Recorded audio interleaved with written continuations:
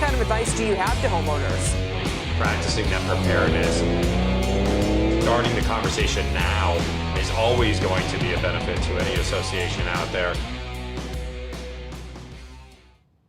And welcome to Recovery Report Live. I'm Dan Odess, president of GlobalPro, where we manage risk to recovery, and we have managed more than $1 billion in our recovery. We are here week in and week out to provide you insurance information you can use. But we're also providing you real estate information. We're talking to experts regarding whether it's the maintenance and repair and the process of construction. Just last week, we had two different incredible panels, part one and part two, where we talked all about issues regarding the Champlain South Tower collapse, what you'd be doing as associations regarding reserves and financing. That's the type of information you're going to see here every single week. So continue to tune in and hit the subscribe button on our YouTube channel to make sure you get those alerts when we go live every Thursday at 11 o'clock.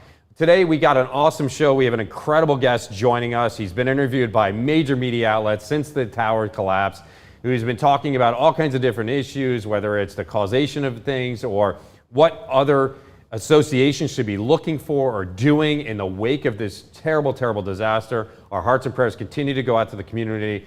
And I know as they again are going through the grieving phase and trying to put their lives back together. And there's a lot of information coming out with regards to the property. And I just saw an article about the potential sale of it.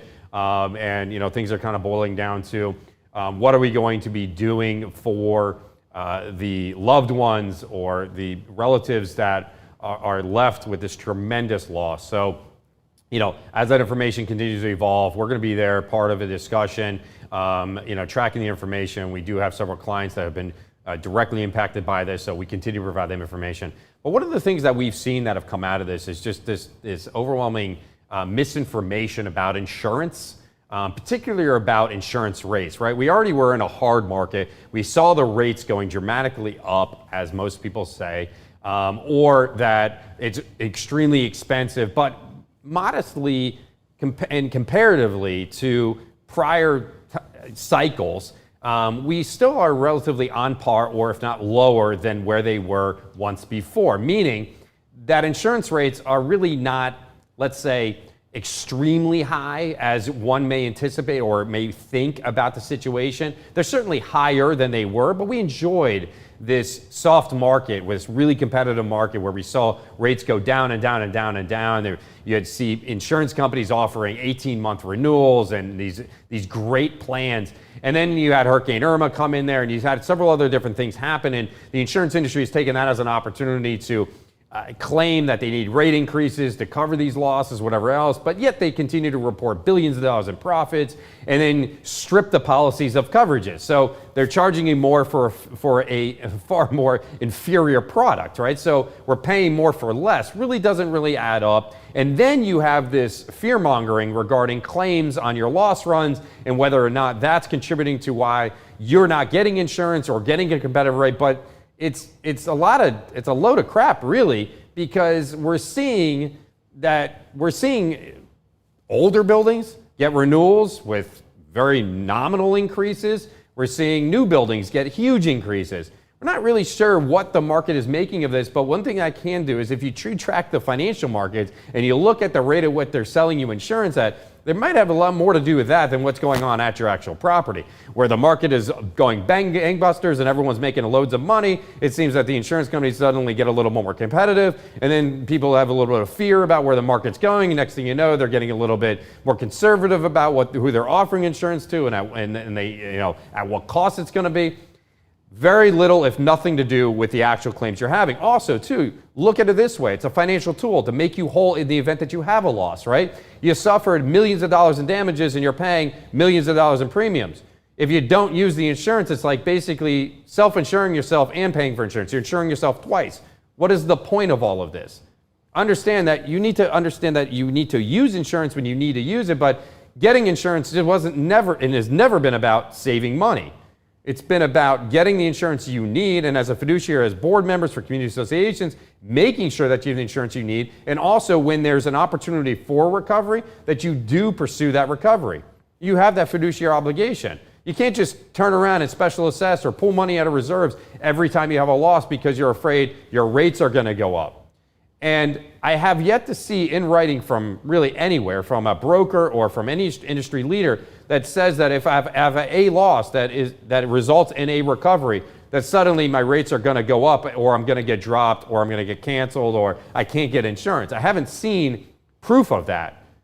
In fact, I don't actually think they can do that. The reality of it is that you have a right to transact insurance, you have a requirement to do it, you have a product they want.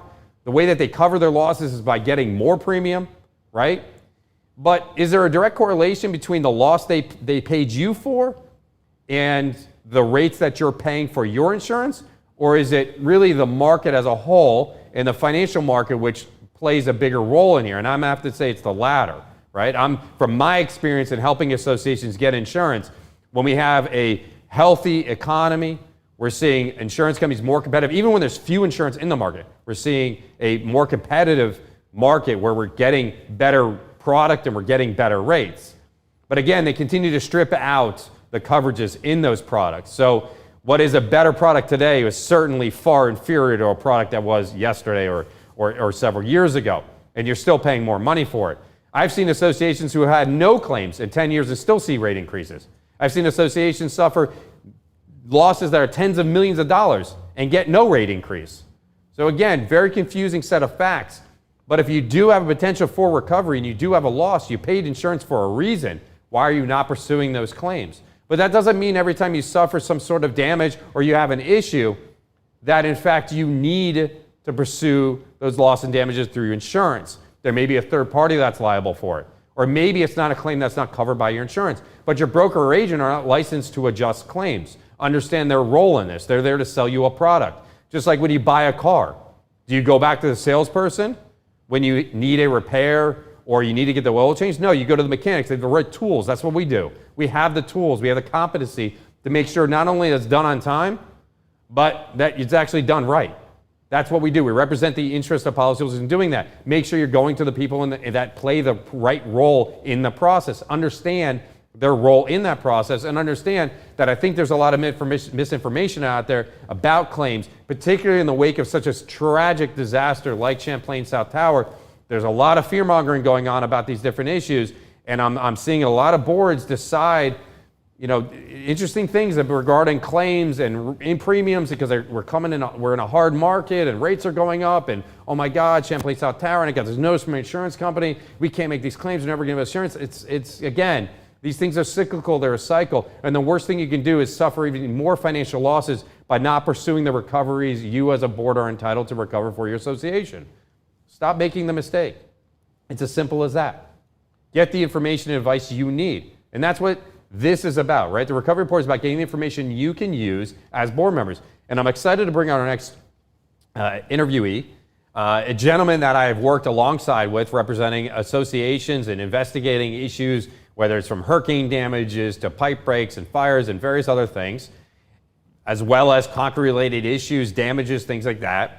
And we want to get, and I want to bring on Sinisa Kolar with, and here is Sinisa, having a little technical issue. There we go, Sinisa, there you are. I want to bring us Sinisa to talk from Falcon Engineering. I want to talk a little bit about concrete-related issues. We want to get into the weeds and some what are the components of concrete as board members, things like that. But before we get there, Sinisa, talk to us a little bit about Falcon Engineering, the types of clients you have, the things that you do, so our audience has a little bit of understanding of Falcon Group, because you guys have not only offices here locally, but you do have other offices outside the state of Florida. Well, first and foremost, thank you, Dan, for having me on your show and allowing me to share some of our experiences and some of our knowledge on this subject. As you said, the Falcon Group is, I want to say, national company. Our headquarters are in New Jersey, but we have offices in New York and in Pennsylvania, in Maryland, and obviously in Florida. Florida office is, almost a standalone office, but we do work very well with our, sister offices up north, and we share experiences and knowledge between the offices, which makes us that much stronger. Basically, our scope of work and scope of services is almost exclusively pertaining to condo associations and HOAs, where we assist them anywhere from the turnover process all the way to 40 and 50 year certifications and everything in between. Concrete restoration, painting, waterproofing, roofing, cooling tower replacement, reserve studies. So anything that the one condominium or an HOA might need during its life, engineering related, obviously, is something that we would like to think we can offer and assist. And Sinisa, how did you get started as an engineer? I mean, what is your background? I love you have a diverse background. We've had an opportunity to get to know each other a lot over the last several years. Talk to us about yourself and how you got into engineering. Well, I actually wanted to become an electrical engineer. That was my first attempt, and then for some, reasons that are too long to explain right now, I switched to structural engineering. My family, my father and my brother are also engineers, so I guess it runs in the family somewhat. But I found myself in structural engineering. I always like to draw things with a ruler. So even in my art classes, I would draw a house with a ruler and, drive my art teacher crazy. So I guess I was somehow born for it. I may sound a little presumptuous, but I feel like that. Well, you got to be passionate about what you do. I mean, I truly, and I know you are. I mean, you and I have many of times talked about different issues and everything like that, and you do have an open mind and and an eagerness to learn, which I love.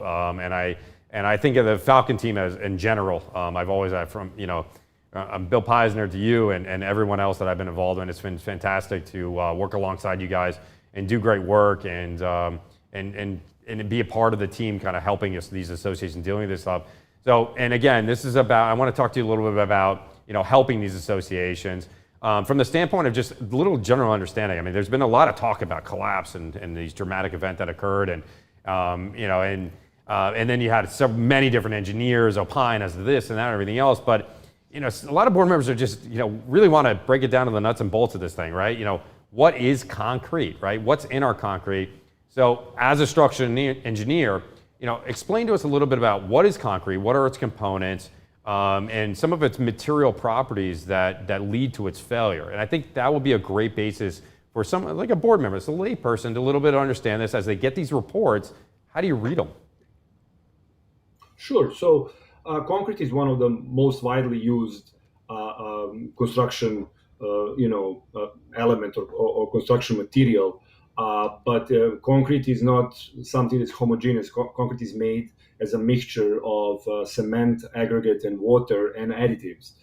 Basically, the base of the concrete is cement, water, and aggregate. And then depending on certain properties that we want to achieve in concrete, we may be adding other things that either increase the curing or reduce the curing or improve water permeability and things like that in the concrete. But basically we mix these things together, pour them and let them cure. Basically what means let them dry, for a lack of a better term.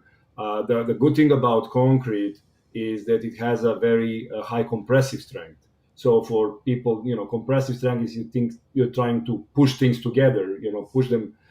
Concrete is very good about resisting that. When it comes to tensile strength, which is basically trying to pull things apart, concrete doesn't work.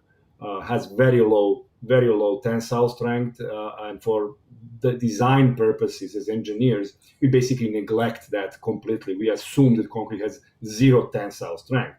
So over the time, in order to overcome that problem, people introduced reinforcement into the concrete. So what is reinforcement? Basically, it's a steel bars that we are adding into the concrete. Steel has great tensile strength, and because of certain properties of both steel and concrete, they can work together. So that's why we now use reinforced concrete, which is a term that most of these buildings have. So reinforced concrete is basically concrete that is made with concrete and reinforcing steel in it. So concrete takes the compressive strength, reinforcement takes the tensile strength, and all together they work as our construction material. Obviously, newer buildings have somewhat of a different approach where we, to a certain extent, substitute that reinforcement steel for slabs mostly and beams with post-tension cables or pre-tension cables or things like that, where we have different approaches. And now we have other materials as well used instead of steel reinforcement, carbon fiber reinforcement, or galvanized reinforcement. And we can we'll talk about this, but in terms of how to protect concrete from cracking and everything that comes, and that is inherent to the steel in the concrete. Well, now our audience knows why I had you on to talk about this, because you definitely made it simple and easy. Some technical words in there, definitely. Great takeaways though. And again, this is just about, guys, like we saw the story. We understand there's a failure that's going on there. We have a lot of associations running out, hiring engineers, hiring owners, reps, and consultants to assist them with it, and then they're getting the reports, and then they have to make decisions collectively as a board.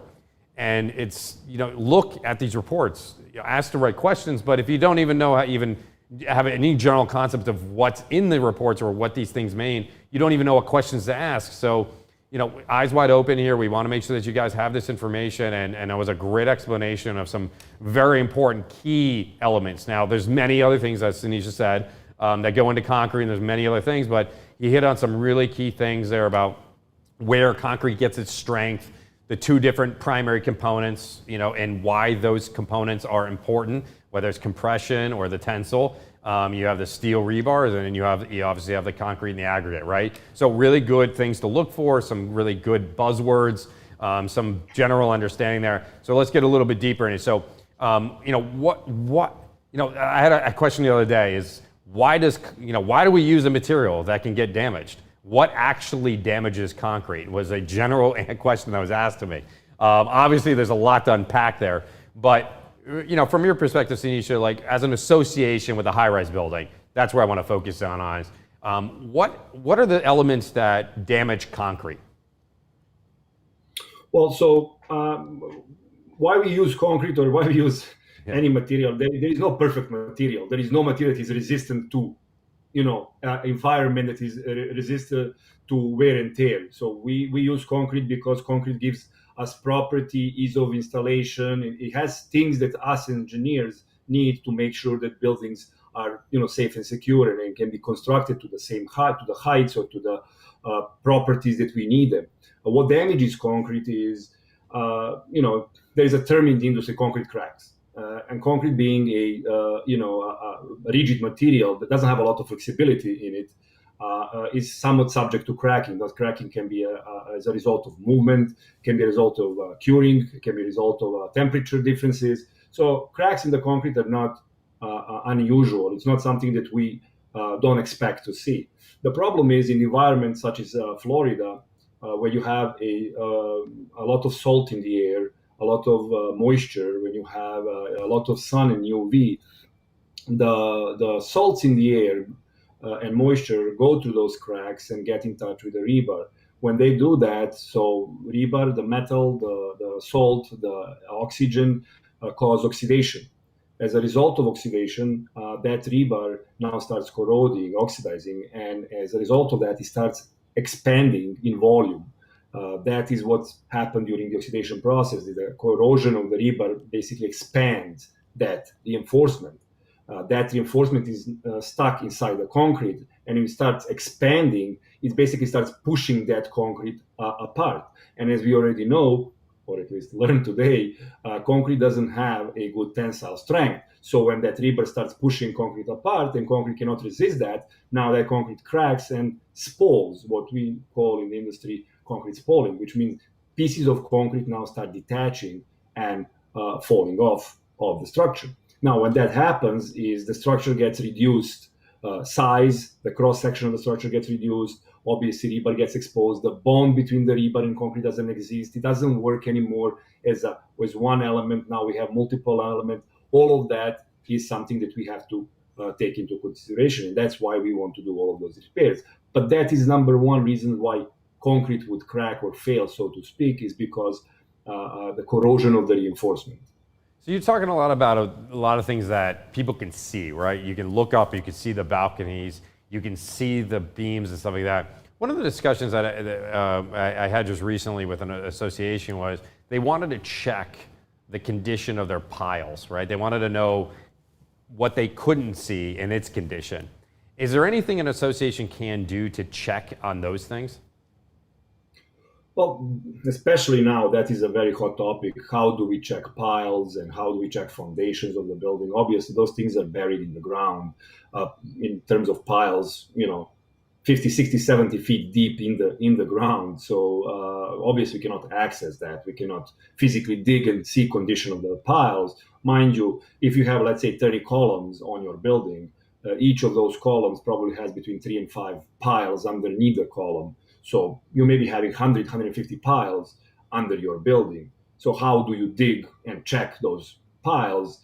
It's obviously physically impossible to do that, do a physical investigation. So the one thing that some can be done is non-invasive through some echo sounding or something like that, where through waves, going through the piles, trying to see the length of the pile or if there is a breakage in that. But that's a very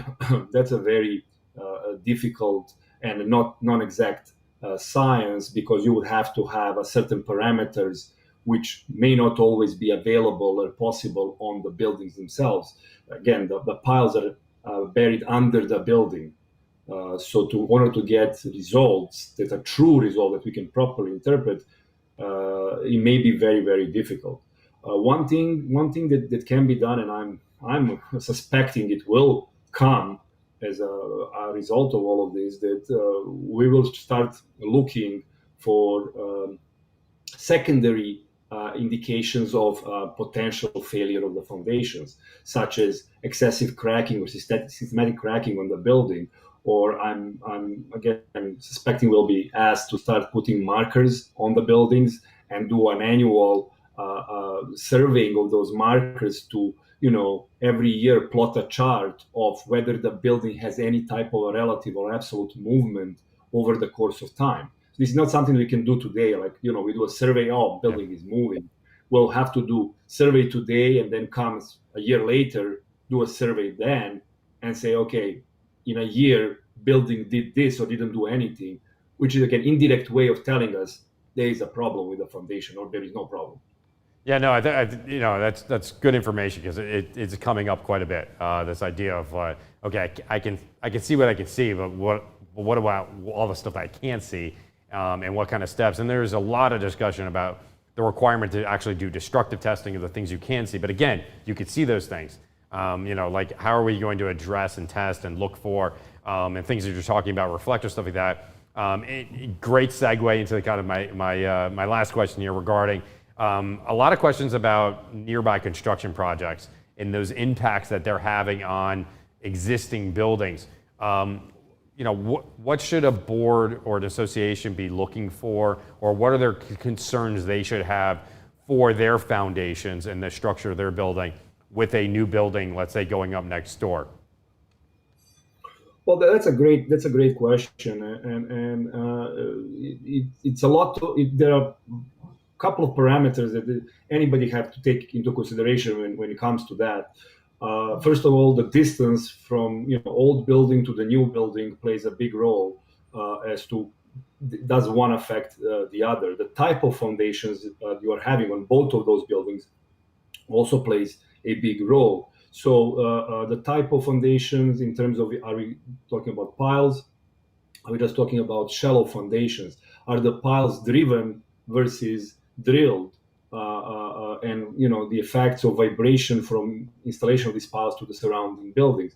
Obviously, all of these things are taken into consideration when the new building comes in by the engineers for that new construction.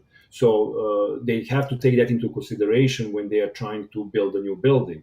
So they cannot just build a building and say we are in vacuum. You're not building in vacuum. You're building in in relation to the neighboring properties, which means you have to take the consideration what those properties are and how your property will affect them. What I can suggest to the boards, and obviously this, we keep going back to foundations and how that affects our buildings and whatnot.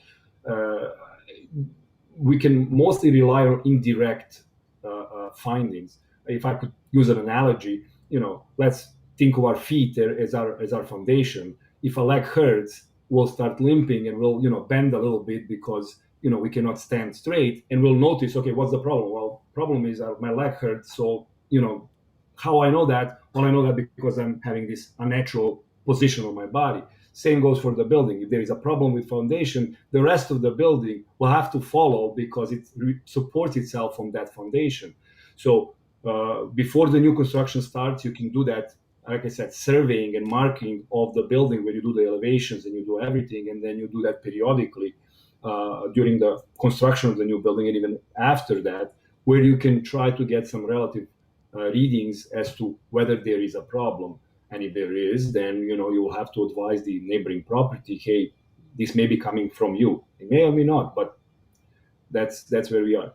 No, I think it's great, and I've actually managed construction projects that were very close to neighboring buildings, and the idea of using reflectors on building and to monitoring the situation and its impact on existing structures was required of us.